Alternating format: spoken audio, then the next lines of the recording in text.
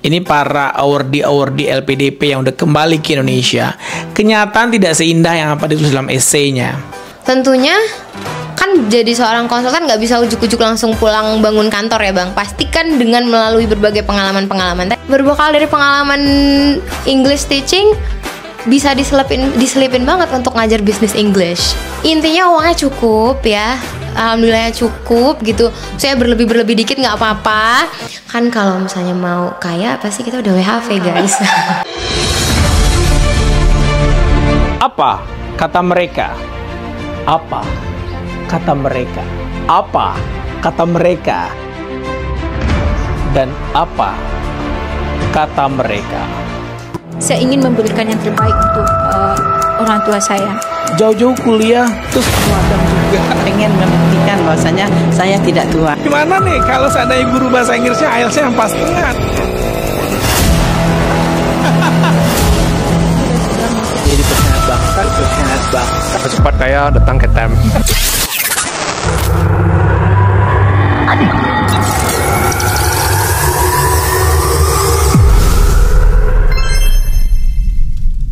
Ya, jika dihadapkan dengan kenyataan, ini para awardee LPDP yang udah kembali ke Indonesia, kenyataan tidak seindah yang apa ditulis dalam esainya. Dan kenyataan itu membuat mereka akhirnya berputar.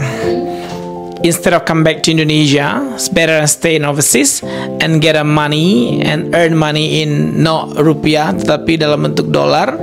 Nah, apa yang saya lakukan pas saat balik nanti, bahwa maksud saya adalah bahwa degree subjects is not guarantee for you to earn a lot of money sebagai orang yang bekerja nanti di e-commerce. Itu pun kalau diterima ya ceritanya. Kalau enggak diterima, how you survive with your new consultant business? Oke. Tentunya kan jadi seorang konsultan nggak bisa ujuk-ujuk langsung pulang bangun kantor ya Bang. Pastikan dengan melalui berbagai pengalaman-pengalaman tadi. PT e-commerce as an option, tetapi sembari itu kita juga pasti mencari jalan lain nantinya. Bergabung dengan ada banyak sebenarnya platform e-commerce atau juga platform edukasi untuk UMKM. I can also apply to several programs created by government untuk intinya menimba pengalaman dulu nih di bidang konsultan UMKM sebelum akhirnya mendirikan konsultan sendiri.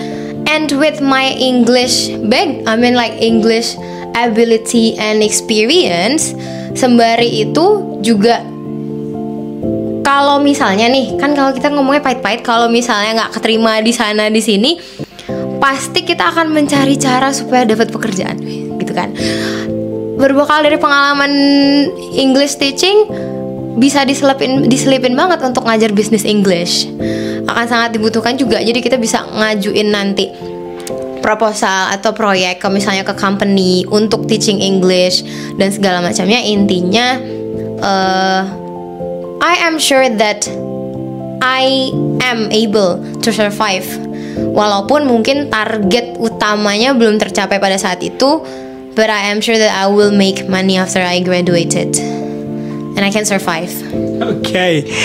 Oke, berarti nggak ada jaminan ya, walaupun udah S2 UQ, itu akan membuat Sylvia very easy nanti in the future to get a job or to earn a lot of money, ketimbang harus terseok-seok mencoba menggapai mimpinya, tetapi akan meng-apply pekerjaan-pekerjaan di berbagai macam platform e-commerce yang ada.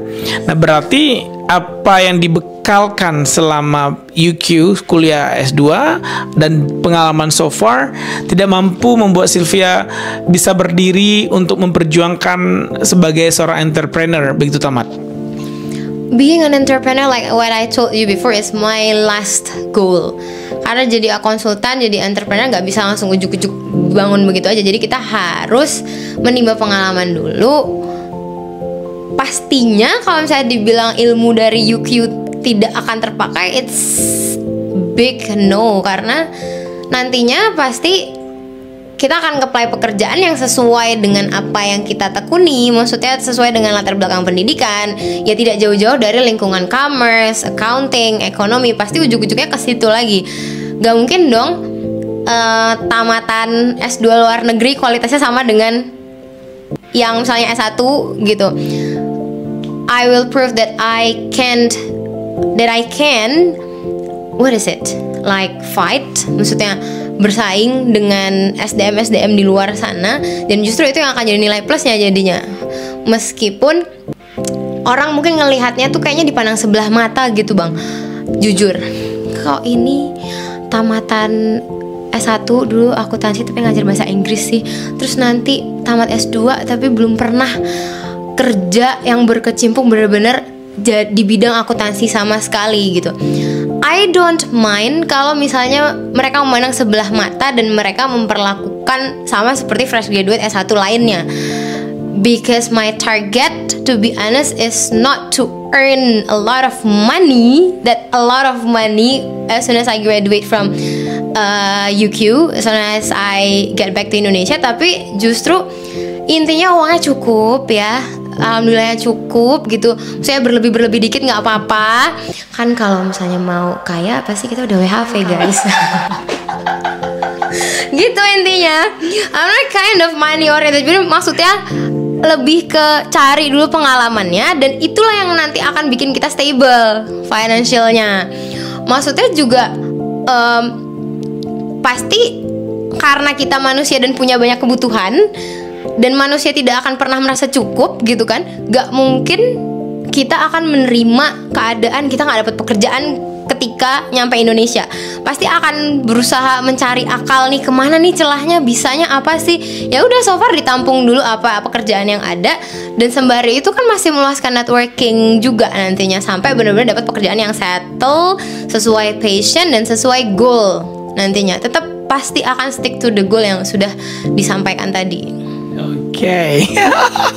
Gimana pertanyaannya, lumayan. Waduh, diuji banget ya. Ya tadi menarik pernyataannya bahwa kalau mau kaya mending WFH aja dari awal. Of course, saya sempat tergoda guys. Ya begitulah kehidupan ya. Di saat kita dihadapkan pada spot bahwa kita harus memilih, you want money first atau degree first. It's no guarantee for you if you get a lot of degrees, it's no guarantee you will get a lot of money. But if you get a lot of money, you can buy degree in a positive way, of course, right? Well, Via, lu pertanyaannya agak ringan-ringan dikit dong. Dari tadi pertanyaannya menghajar. Seorang Via endgame-nya mau jadi apa sih? Endgame-nya pengen jadi seorang praktisi yang juga bisa mengajar.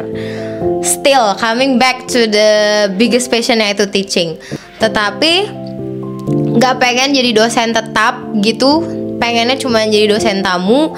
Karena kalau dosen tetap kayaknya mengikat ya bang. Maksudnya we have to be in the office starting from morning to afternoon, dan akan terikat sama kampus nantinya. Cuman kalau misalnya kita jadi dosen tamu, dosen undangan, gak harus jadi dosen juga sebenarnya ngajar. Dengan menjadi konsultan kan kita ngajar juga.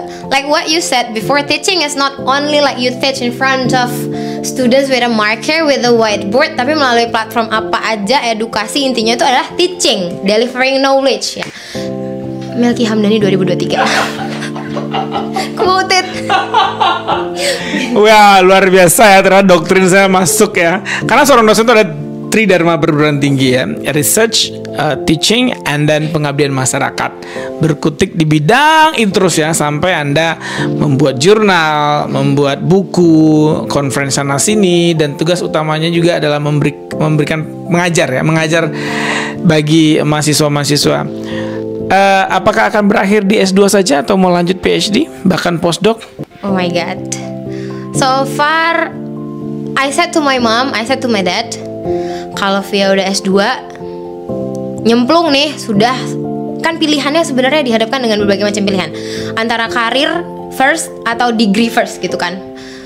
Tapi kalau akhirnya Via keterima S2 di luar negeri, path yang ditempuh akan jauh berbeda. It is not only about the career but knowledge. Akan terus melanjutkan ke S3, postdoc, yang mudah-mudahan itu bisa terwujud. Berarti nggak jauh-jauh juga dari dunia mengajar ya? Yes, of course. Tapi sempat ngelamar di Pertamina juga kemarin. Ya, kok tahu. Tapi gagal. Tapi gagal, nggak apa-apa. Sebenarnya juga itu backup plan-nya. Karena tuntutan dari orang tua sih sebenarnya ya. Aduh maaf ya mama, papa, bukannya gimana-gimana.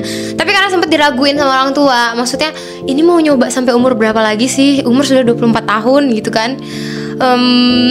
Mau nyoba beasiswa sekali, oke, gagal. 2 kali, untung alhamdulillah gak sampai ke 3 kali ya guys ya. 2 kali gagal lagi mau gimana gitu. Terus nanti umur berapa mau dapat pekerjaan, sedangkan status sudah gak fresh graduate lagi.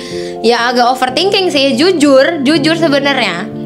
Even though I make money, probably more than my friends who work in an accounting field, but I feel like I'm not enough kesannya. Karena tamatan S1 ngajar bahasa Inggris bukannya nggak bersyukur, bisa suka, tapi kok kayaknya bukan the biggest bukan itulah targetnya, bukan itu achievementnya, bukan, masih hati tuh masih bergejolak. Nah, jadi lamarlah tuh pekerjaan ya, maksudnya ikut seleksi BUMN gitu kan di Pertamina.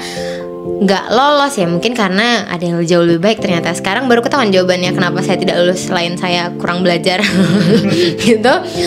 Dan sempat bulan kemarin itu juga applied buat CPNS. Lagi-lagi tuntutan dari orang tua. Walaupun sebenarnya daftarnya emang udah setengah hati dan tidak niat banget. Waktu pengumuman kelulusan aja, I didn't know that it was the announcement day until my friends told me, udah cek belum? Apa yang udah cek? Itu hasil CPNS. Oh udah keluar. Saat orang menanti-nanti kan kita cuma bisa, oh udah keluar, udah 3 hari yang lalu. Oh oke. Dan besokannya baru dicek. Gak pada saat itu juga baru dicek. And lulus administrasi, dan kemudian hasil tes, maksudnya jadwal tes akan diumumkan di tanggal berapa gitu. Yang jelas lewat dari tanggal 7 November pengumuman LPDP yang sangat kita nanti-nantikan ini gitu kan. Dan until lulus, I said to my mom, maaf ya lulus LPDP, tinggalkan CPNS ya, tinggalin dulu. Ya udah nggak apa-apa. Sampai akhirnya mereka menerima, karena kalau misalnya dijalanin dua-duanya sih sebenarnya bisa aja kan bang. Kita ikutin dulu seleksi CPNS sampai mana, terus baru nanti berangkat. Karena kan udah keterima besok dan udah keterima kampus, misalnya kita minta defer. Cuman timelinenya akan kacau nantinya jadinya. Dan itu udah kesepakatan di awal sebenarnya. Kalau via lulus LPDP ini CPNS akan ditinggalkan. Pokoknya nanti deh kalau misalnya mau coba CPNS atau apapun menurut mama itu yang baik, nanti kita pertimbangkan lagi. And on the 7th of November, the announcement was out, and everyone was so happy with my result. And my friend said, goodbye CPNS, assalamualaikum LPDP. Gue tahu siapa orangnya. Goodbye CPNS, assalamualaikum LPDP. Wah ini nyakitin banget ya bagi orang yang benar berharap CPNS ya. Aduh mohon maaf. Targetnya berbeda.